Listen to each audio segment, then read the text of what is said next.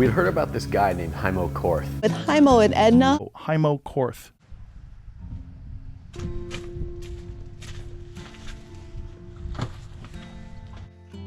Hello everyone, my name is Heimo Korth and I'm going to start a YouTube channel.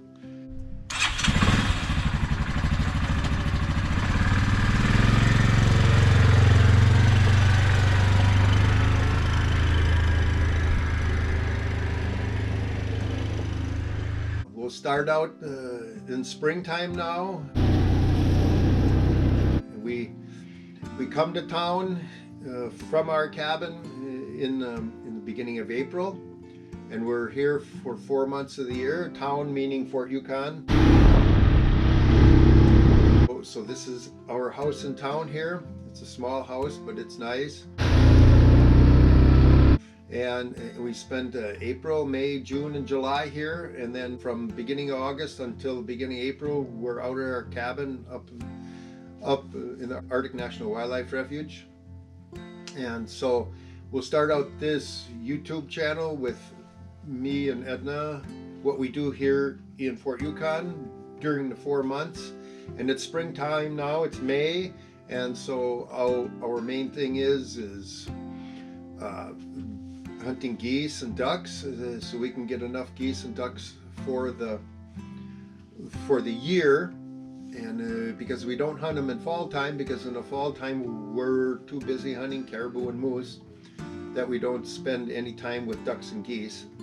And so it's legal for us to kill ducks and geese in the spring because we're rural residents, and only rural residents of Alaska can kill ducks and geese in the spring.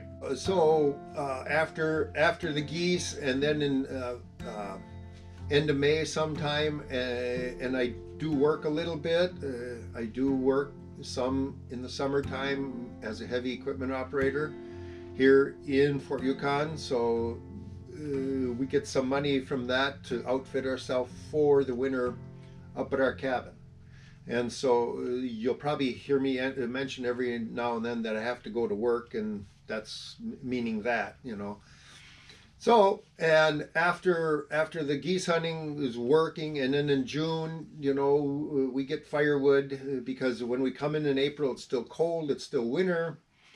And so we need wood because the house is heated by a wood stove, so we go cut wood in June, and then we fish also, so we'll be filming that, and we fish for to catch some fish for bait and for trapping, and if they have a salmon season, so we can get salmon, and then we'll fish for salmon with a set net. And then by the end of July, we're getting ready to head back out to our cabin, and so it's a busy time. We'll be in Fairbanks buying supplies and whatnot, and yeah, so that's about it. So then once we get out there, well, there could be a lot more to film once we get out to our cabin in the beginning of August. But for now, we'll just be filming me hunting geese, cutting firewood, you know, for our house here in Fort Yukon, and then fishing and enjoying the summer.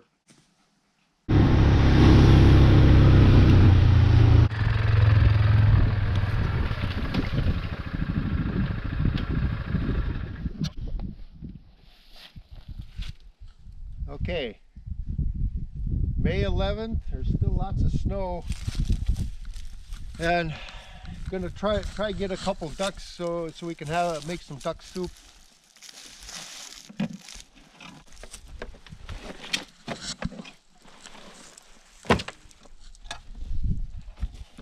Gotta take my earplugs out in case so I can hear if there's any birds. I don't know if there's going to be any water back in here, but I'll find out. But I think this lake is pretty well iced up, but if there's a little pond or something open, there'll be ducks, but I'm going to check it out to see, and hopefully there will be. Bring some extra shells along. Yeah, I'm looking for geese too in case any fly over. Kind of cool with this wind too. take 5 extra shells. I got 3 in there with plus 5. I get 8 shots. 8 shots. That should be good. I got some slugs in the bag too, in case I bump into a bear. But I don't expect to see a bear, but I hope not.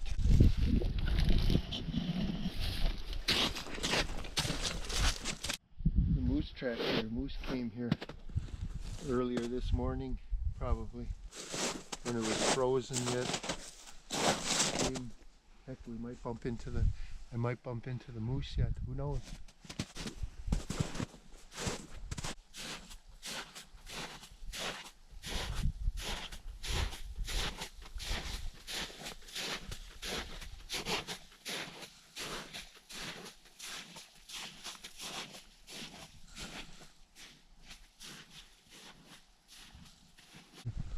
See this over here, that little opening?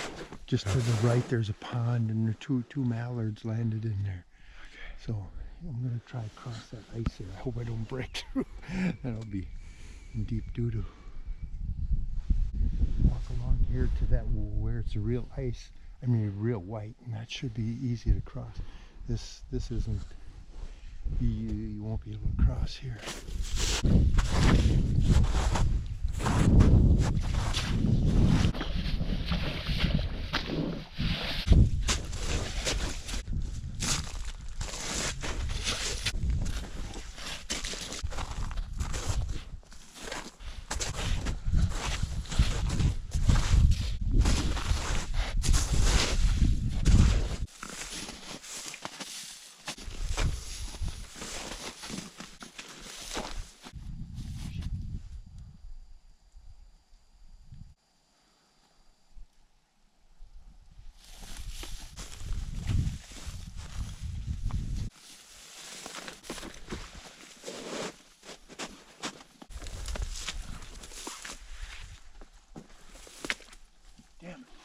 I scared two ducks from there. I didn't see them.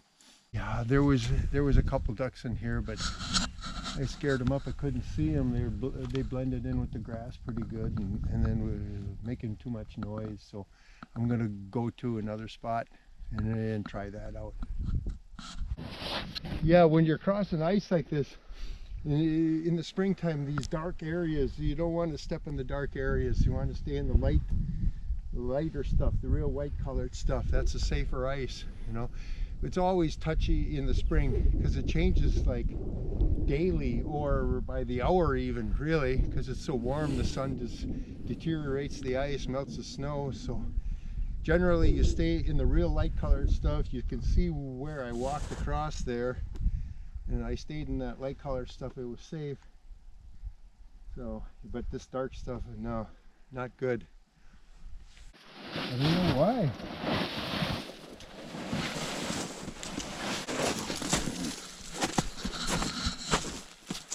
Okay.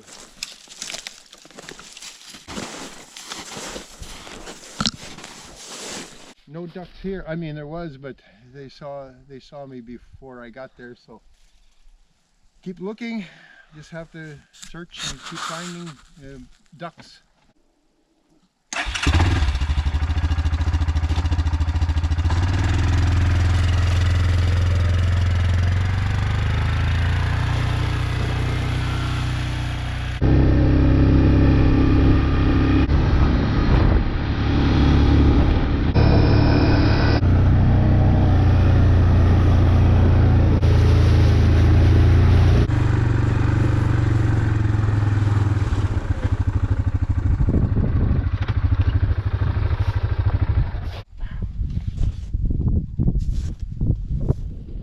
Geese there too.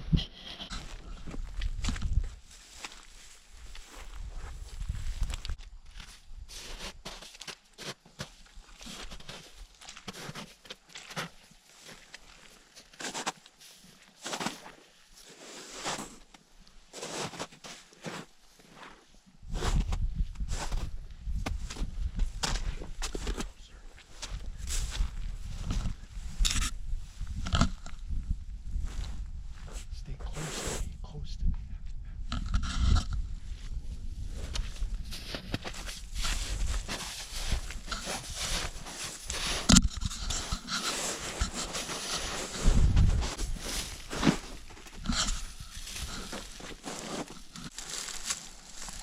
some ducks close enough, but they were spoonbills or shovelers, and I don't want shovelers, you know. If it's a widgeon or pintail, I'll shoot it, but not a shoveler or spoonbill. What I'll do is I'll walk out to that last willow there and just sit, and then there'll be ducks coming in. So that's what we'll do.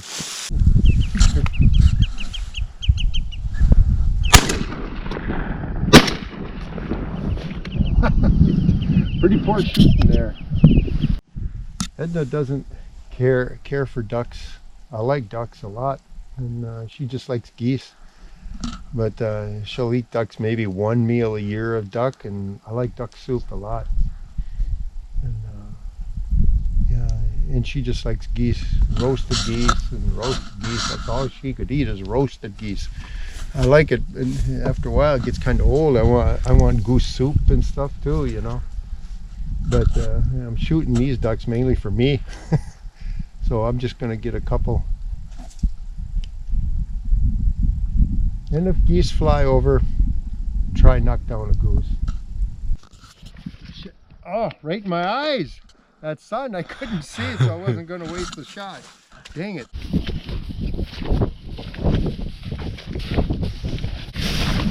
Oh, that's spoonbill, is it? If it's a spoonbill, I'm not going to shoot it.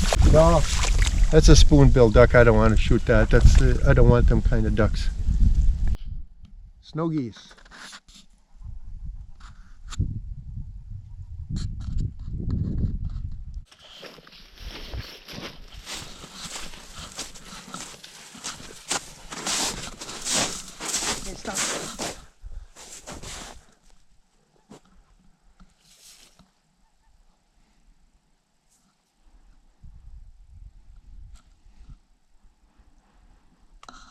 Pretty high, but I'll shoot once.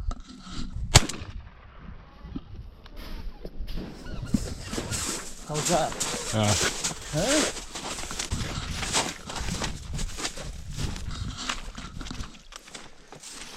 Well, it's good. I got a speck. Oh, come on. There. Got a nice speckle belly.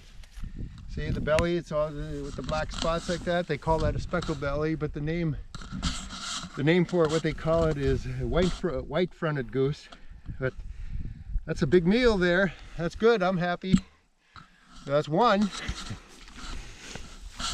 Anyway, so yeah, this is good. This is a good fat. It's fat yet, and I use the wings for bait for martin trapping, and so I'll be plucking this, and probably tomorrow. I like to let it cool a bit. And then tomorrow, since it's evening now, right now the sun's up for almost 24 hours, so tomorrow morning I'll probably pluck this, or oh no, I gotta pluck it now because I gotta go to work tomorrow. I forgot about that. Edna's got something to do. She'll pluck it.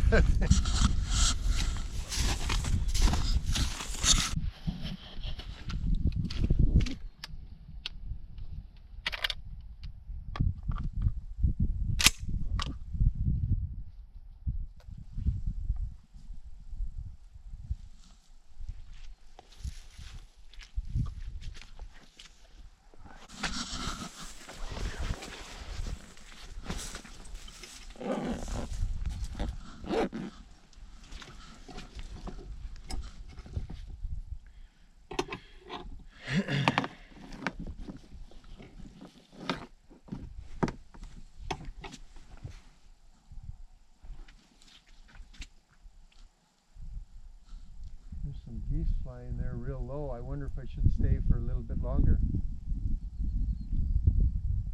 Nah, because they're off to the sides.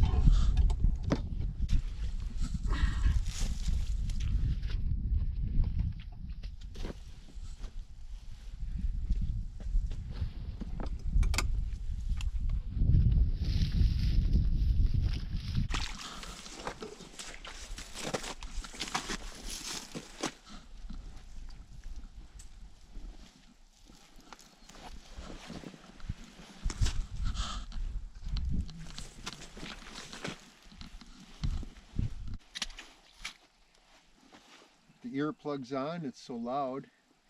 I'll be deaf by the time I get home if I don't put them on.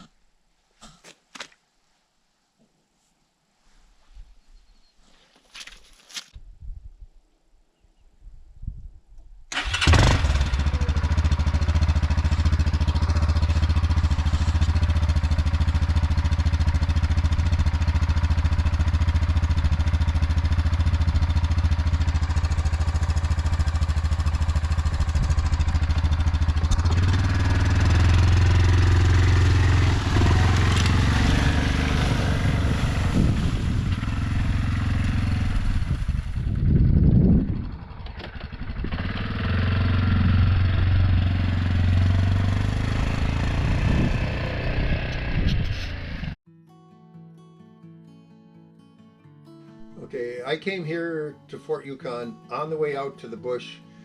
I came here in 1975, August of 1975. I got here, and what brought me to Fort Yukon is because I was working for a hunting guide at the time back in 1975 as a packer, and he was based out of Fort Yukon here.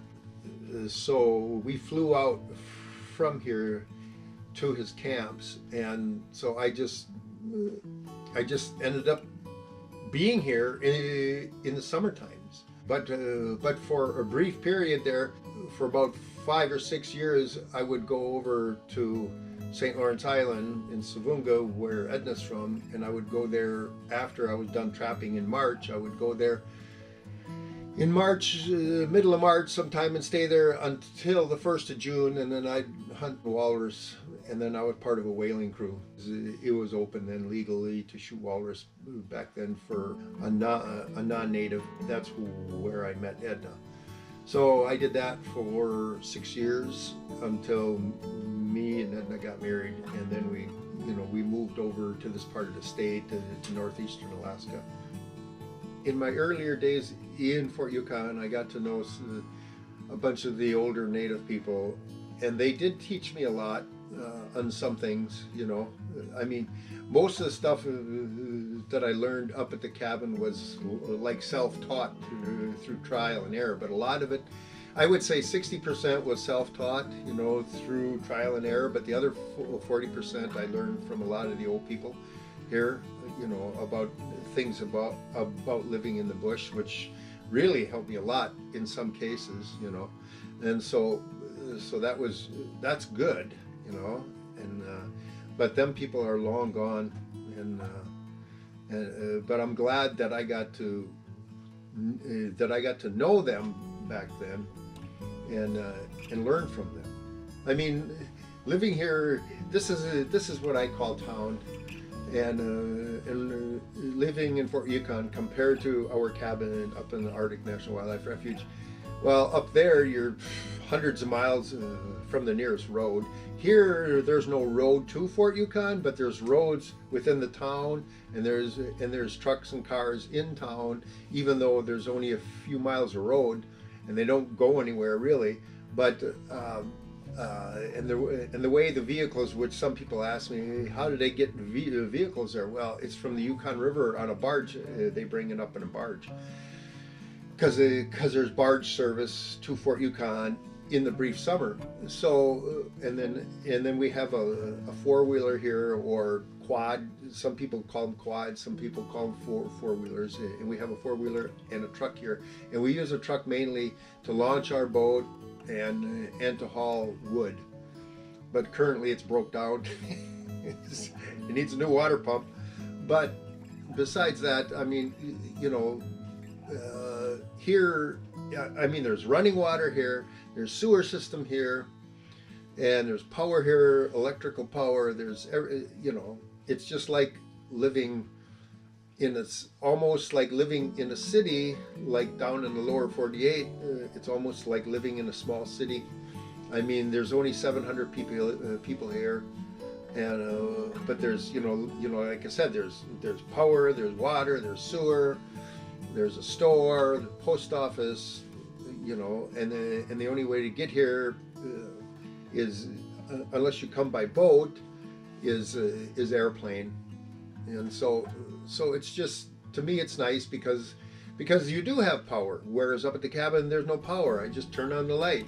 But now when we're in town in the summertime, it's 24 hours light. You don't need light really. And yeah, and it sure is nice to take a shower every night. that I take advantage of. And yeah, and it's just different, you know.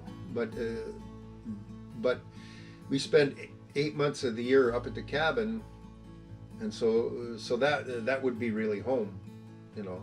And so you know, eventually, whatever, you know, if me and Edna get way too old that we can't make it out there because we can't physically do anything because of age, you know, we get 95 years old, very much doubt we're going to be living out there, you know, or and then we'll have to come in town here and live in here. That's just life, you know. But as for now, you still go there.